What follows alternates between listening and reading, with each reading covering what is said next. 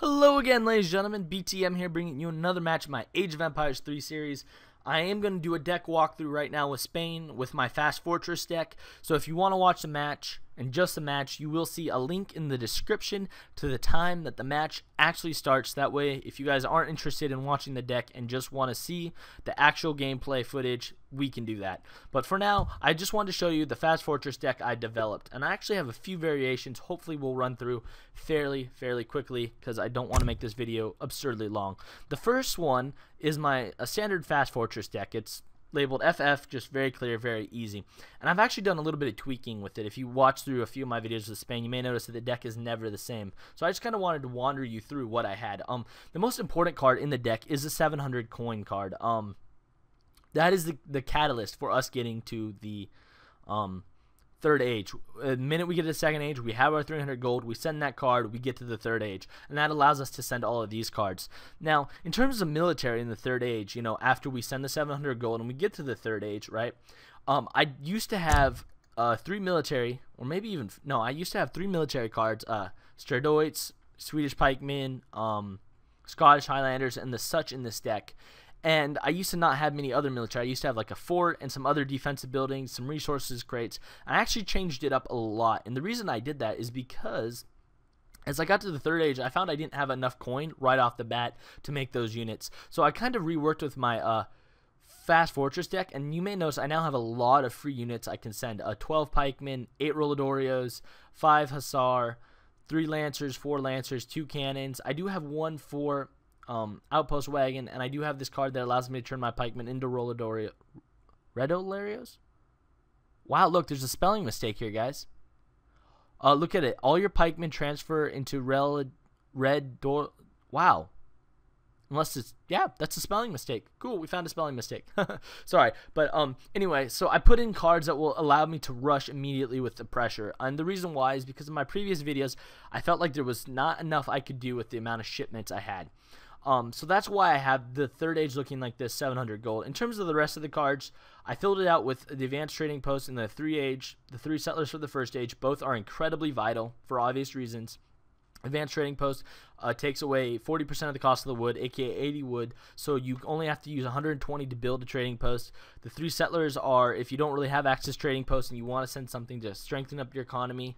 And the rest is pretty much just stuff like faster training, so I can train faster if I need to. I put in a gold trickle card because I couldn't think of what else, but I probably should try to replace it with something. Let's see. The problem is I'm pretty filled up too. Can I send this in H2? Nope. You know what? I'll do this. Here we go. So that's probably a better choice because we don't really need a gold trickle. That won't benefit us as much. So if you look at that though, basically the whole point of your Fast Fortress deck is to get you to the third age. It's to get you as much experience as possible, and it's to help you boom from the third age. So the 700 gold, the 3 settlers, the advanced trading post get us to the third age. These are all things we can send in the third age. And then while we're attacking them in the third age and we want to build our economy, we have a 4 villagers, 5 villager card respectively. We have some infinite crates, and I prefer infinite crates to larger 1 lump sums just because I am Spain and I generally get a lot of shipments.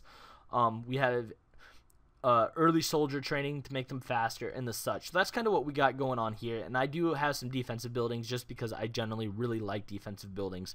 But that's kind of the Spain's deck. In terms of the choices Spain has, they are very limited because this is their entire research tree for resource crates. Wood stops at 1,000, gold stops at 700. I can't send a 1,000 gold crate. So in terms of resource crates and villagers are very limited. I didn't want to send an extra town center because our goal is pressure, not necessarily to back off.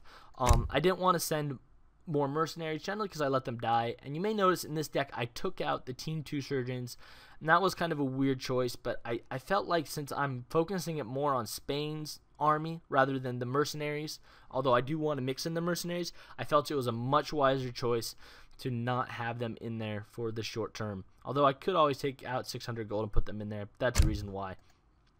Let's see. For the rest of the area, I mean, you could send in factories or forts for long term, but they didn't seem smart. Again, our goal with this deck is to attack, so we're not going to have many unit bonuses, although they can be very helpful in right strategies and situations. For the most part, our goal is basically just numbers, at least with this deck. I did make a Fast Fortress wet though that does have a little bit of a different kind of feel to it. and it's got a lot more economic based cards. We got cheaper fishing boats, 2 fishing upgrades, a galleon upgrades, a warship upgrade, all sorts of stuff to help me out. And I only have actually 2 cards, or 1 military card, and I'm totally going to get rid of that town center now that I'm thinking about it. I made this deck a while ago. So for the most part, again, this deck is really concentrated to taking control of the sea, because if I get control of the sea and I can fish boom, then nothing he can do can stop me. You may notice though in this deck I did take out 3 villagers, but I think I'm going to put that back in. Again, it's to give me the option if I'm on a map with a trading post or not, whichever way I want to go. Also, I really should take out 1,000 wood and put in 300 food, or 1,000 food. That was actually based off an old deck. 300 wood is a much wiser choice here, I think, because 1,000 food in the 3rd age isn't necessarily going to benefit you as Spain if you're fast fortressing as much. So that's kind of what I have going on with the decks. I do have some rush decks, which are really primarily focused on the 2nd age. They're not that much different if you look at it. Look at the 2nd age. They're actually not that much different from my fast fortress deck. In fact, the only big difference here is I don't have the 600 wood card, and I do have an extra villager card. But remember, when we're fast fortressing with Spain, our benefit is the experience. Our benefit is getting the fast fortress age. So we want to utilize cannons. And you know what I could actually do here? I'm going to take out that card, I think. I'm going to throw in 1 extra free cannon. I actually think that's a much stronger deck, because the reality is you probably aren't going to have that many pikemen mass, although you could have up to 20. But 20 Roladorios or Red, I don't even know how to pronounce that. Having 20 of those guys, I don't think necessarily is a huge benefit. Although I can't believe nobody's caught that before. Interesting. Alrighty, so that's kind of what we have with our deck, though. So our goal, remember, is to get to the next age, put as much pressure on them as possible, and then go from there. So, I do have some rush decks that I kind of play around with, but I guess the big thing I want to leave you with in terms of like what you're doing is to think about cause and effect. Like, what is your goal? You know what I mean? Oh, okay, that's kind of cool. What is your goal here? You know what I mean? Is your goal to boom? Because if you do, you should have a treaty deck. This actually is an only rush city I have, so I don't have any treaty decks. Is your goal to take control of the water? If it is, then you're going to want warship cards. You're going to want, you know, wood. You're going to want to make your boats cheaper. You're going to want to do things reflecting that. If your goal is experience, you're going to want stuff like the trading post card, or, you know, this, you're going to want the trading post card and wood and maybe villagers or something, you know, to help you get as much experience as possible. If your goal is to send military from the home city, you're going to want cards that allow you to do that. And since my goal with Spain, fast fortressing, is to send cards from the home city instead of making my own military, that's what our deck needs to look like. So, sorry it took me a while to get this, but like I've been playing with Spain for a while and experimenting, so it's a little bit of something different. Thanks for watching this little preamble, and now let's get on to the real match. It should be really good. We'll save our home city, that way our changes are there, although this match was recorded before I changed the decks, so that's not necessarily valid in this next match, but that's kind of what I've done with Spain and why.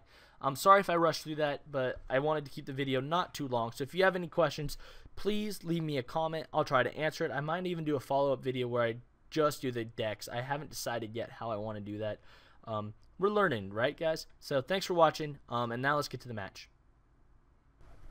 Alrighty, guys, BTM here, bringing you match number 24 in my Age of Empires 3 series, one-on-one on the Great Plains. I am playing as Spain against an India who is definitely going to rush me. At least that's what I'm expecting. So right off the bat, you guys as viewers are going to get to see a little bit of a situation where he's going to rush me and I'm going to go for my fast fortress, and how we respond to that kind of pressure. So it's going to be a great match right off the bat. You may have noticed that very first treasure I found was worth 210 experience if gathered, guarded by 3 outlaw rifle riders. And right off the bat, I am so excited to have that treasure. My entire strategy obviously revolves around getting the fortress age and getting shipments. So getting a huge experience treasure right near my town center where I can go for it is an incredible opportunity. I am thrilled about that right off the bat. So I'm going to kind of use my explorer. I'm going to keep him close instead of sending him wandering over the map to gather that treasure. Not amazing micromanagement at the beginning, probably a few seconds behind of where I could have been, and then I find another treasure, by the way, 80 wood, and I find another herd of buffalo. So right off the bat at this point in the game, I was like, you know what, this is it, I got this. I mean, I was not even worried in the slightest. So I don't know, just like I felt like I had everything at my back that I could. I felt like I had buffalo, I felt like I had 2 great treasures. I did actually, and so everything right off the bat is going well. So we're gonna keep our explorer, as I mentioned, really close to us. I don't want to wander him away too far. I do want to figure out what resources I have, and I do want to utilize those and bring those to me, but I'm not going to do much more than that. Now, because I do have the trade post conveniently right next to my town center, my first card actually will be the advanced trading post card, which will decrease the cost of me building trade posts and not the 3 villagers. So I actually will make 13 villagers instead of 10, and I will not send the 3 villager age up card in my first age. So that's kind of my general outline strategy at this point. I was expecting him to rush, as I previously mentioned, so I wasn't worried. Also, I didn't start with a 100 coin crate. I started with 100 extra wood. And by the way, here I make a decision which treasure to pick, but I'll get to that in a second. I started with 100 extra wood, which, again, was tremendous for me because it meant I only had to get 20 more wood after my advanced trade post card to actually get a trading post. So even though that kind of slows down my fast fortress a little bit, it definitely helps me grab that card really, or it really helps me grab that trading post really fast. And I'm sorry, I was looking at my phone there. It's hard to talk and text and look at your phone. So don't judge me, guys. Don't judge me. I'm so sorry. I'm sorry. I'm in such a good mood. Alrighty, so I keep herding those buffalo, and it's kind of interesting. I was thinking about it, looking back on the game. I'm like, I really herded all those buffalo near me, and I realized for most of the game I'm not even going to have that many people on food. Like, my goal isn't food, my goal is going to be wood and coin the minute I get enough to get to the 3rd age, because again I'm going to rely on shipments I send from my home city. So I don't even know why like I herded so well. I mean, I don't know, like it's almost like it was excessive compulsive. It was like I can herd all these buffalo to me, so I have to. Kind of like that observer match. It's like if you can, you can. And you know, if I do end up having to switch actually to regular units, then it's a good thing that I have those buffalo near me and a steady source of food. And of course, it's just general wise gameplay. So we are going to get our trading post built now. Not super fast in the game, approaching the 3-minute mark and just getting it, but it's not the end of the world either. We got 12 villagers. We're going to make 1 more. And something actually I want to mention here that's kind of been, I don't know if haunting's the right word, but it's been on the back of my mind. Just the way the logistics work of this. I totally could see myself actually sending a 2 cards in the first age. Sending 3 villagers and sending the advanced trading post card. Because especially on maps like this where you have a treasure, I totally think that would be a wise option. Because then I'd have an incredibly strong economy. And I would have, I'd have an incredibly strong economy in what? I'd have an incredibly strong economy, and I would have pretty much the same amount of shipments I would on an average map. But anyway, as I'm aging to the 2nd age, I do need to grab 300 gold. So I'm going to actually send most of my villagers to there, because remember, I only need 700 food to properly age up to the next age. After I get the 500 wood shipment, or the 500 food shipment from the aging part of me. So I'm not too disturbed about that. So again, I look there and I think, oh man, I really gotta do something about that extra shipment. I really thought about exploiting it, but then at the end of the day I was like, you know what, I'm just gonna let it lie. I'll save it for the 3rd age. Again, I didn't want to, but I felt like that was a smart choice. Now, you might be wondering, why did you not go explore the map here and look for his Agri Fort? And the reason why I didn't go look for the Agri Fort is because I knew it was there. You scout the map to learn something about your opponent, and I don't want to sound like a cocky son of a bitch. By the way, look here, I am stunned. I looked at his deck, no rush cards. I think he accidentally clicked on a treaty deck. Not looking back on it, but I was stunned. I was like, what? Like, he must have misclicked on a deck. But either way, even though he doesn't have the right deck, he's still going to rush me. It's pretty obvious. But my point is, you might be wondering why I didn't scout the map to look for the Agri Fort. And the reason why I didn't look for the Agri Fort on the map was because I knew that the Agri Fort was there. And it didn't matter necessarily where it was, because I'm just going to gather the resources near my town. There's no need to go do anything or go anywhere, really. If that makes sense at all. Like, there was no mystery in my mind that there was an Agri Fort somewhere around my perimeter, you know what I mean? So I didn't really want to exploit myself before I got both of those treasures, because now I'm going into the 3rd age, right? And when I hit the 3rd age, I will have 2 shipments, possibly 3, depending on if the trade post comes back, you know, and I'll be in a very, very, very good way. So all around, That's why I chose to keep my explorer near me. Now, I gathered a little bit too much gold here, but this is another thing I've been thinking about the Spanish Fast Fortress. You notice here the time it takes to send the 700 gold and the amount of excess food I have. I could totally make one villager, I think, in the transitioning period from the second age to the third age. Just the more I've been thinking about it, the more I've been playing with this strategy, I'm fairly sure I could actually hit the third age with 17 villagers, not sacrifice any time, but have a little bit of a better economy. Now, I'm not going to deny the fact that that's pretty circumstantial. In this game, it would have worked just because of the timing, having the trade post, having those 2 treasures near me.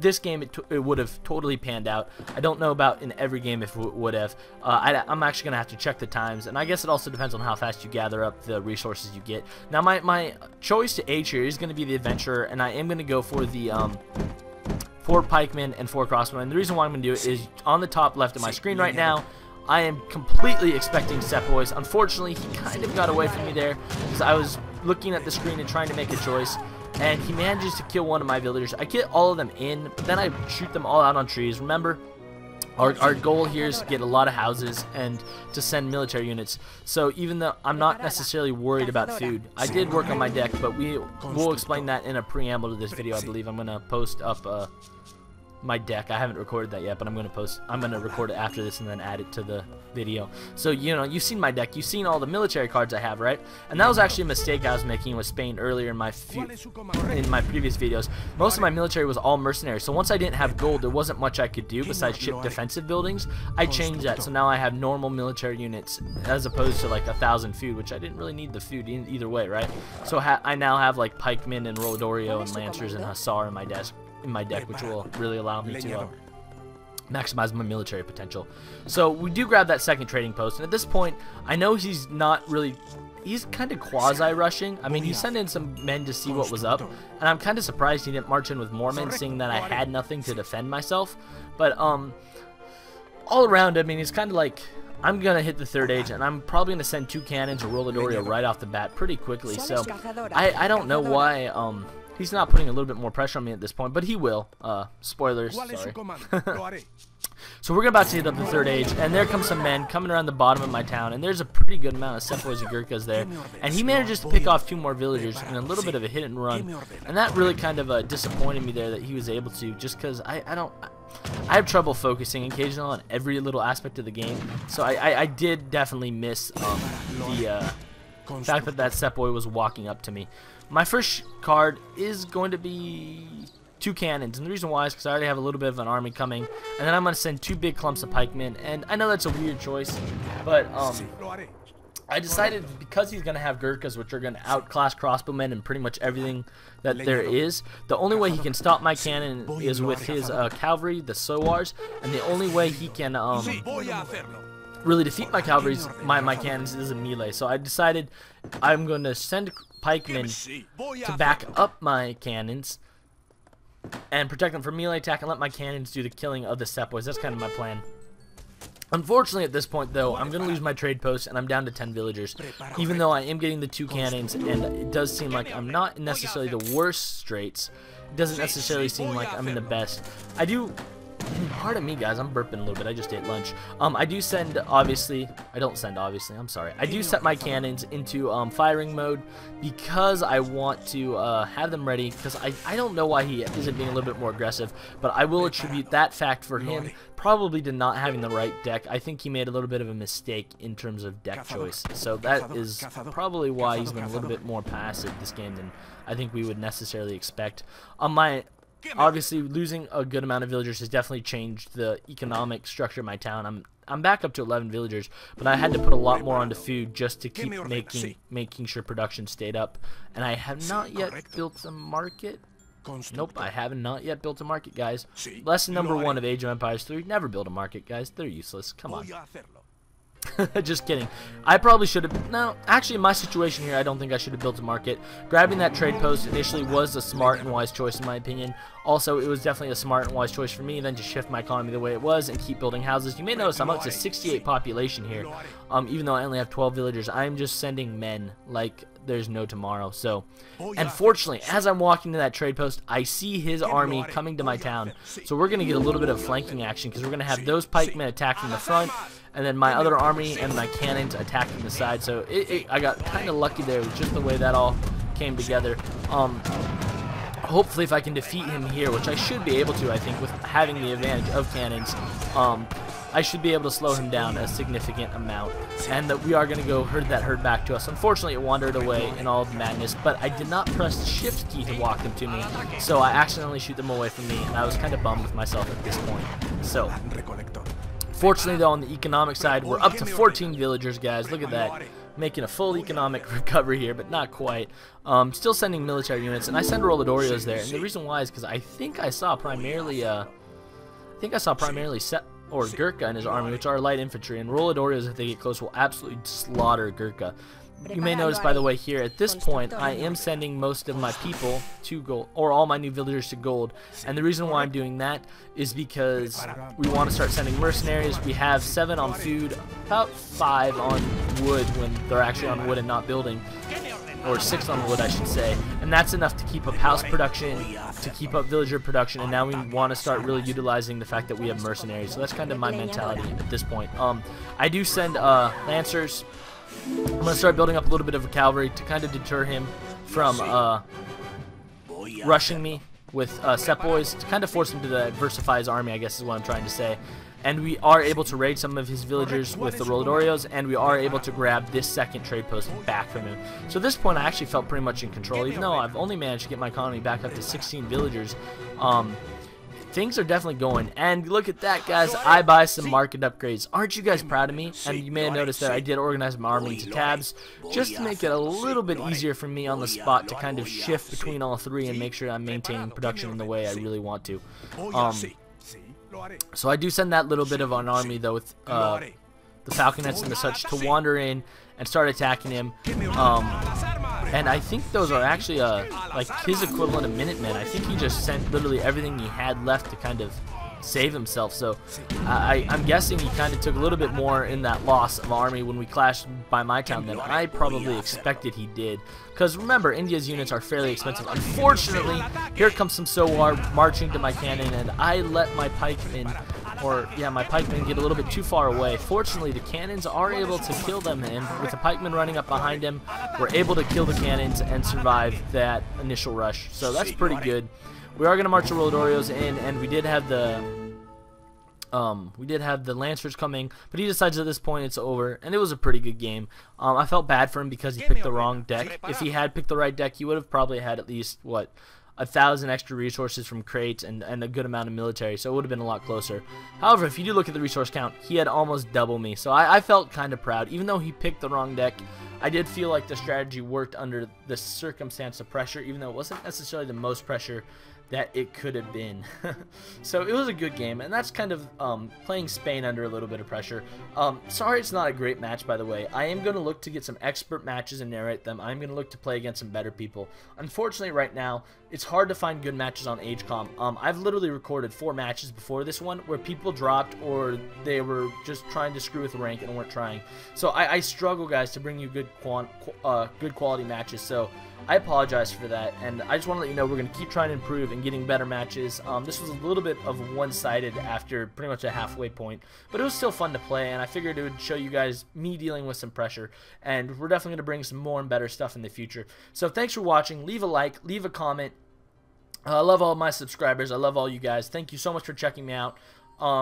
Good luck, guys, and until next time, happy hunting.